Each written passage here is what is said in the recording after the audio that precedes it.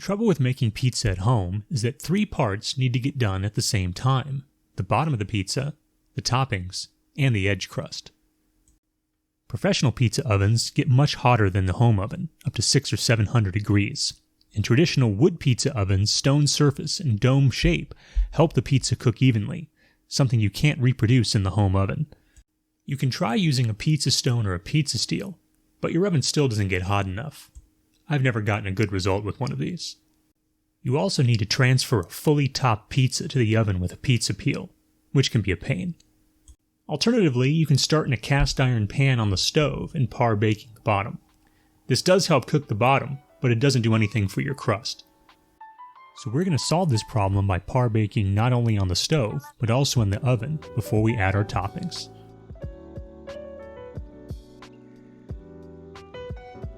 Start by cranking your oven up as high as it will go. If you use your broiler, place your rack further down in the oven so it is not right under the heat. Put your pan inside to preheat. In the meantime, prepare your dough and toppings. You're going to need to carefully transfer your dough to a hot pan. Depending on your dough, it may help to pre-shape your dough ahead of time and let it rest for a few minutes before stretching it to its final shape. When your oven is hot and you're ready to cook, move your hot pan to the stove and turn on the burner. This will give the bottom of your pizza a head start. Stretch your dough until it will fill the pan, then carefully place it inside. This can be tricky, but I still find it easier than using a pizza peel. Now put on your sauce. I like to leave the pan on the heat until I see some bubbles start to form underneath the sauce.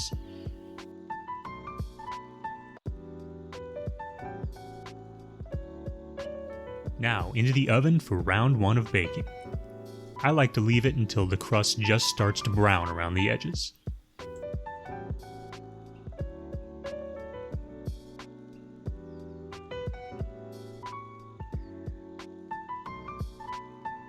Now back to the stove for your toppings.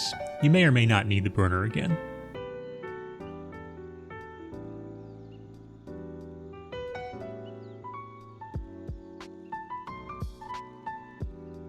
Then back in the oven to finish cooking.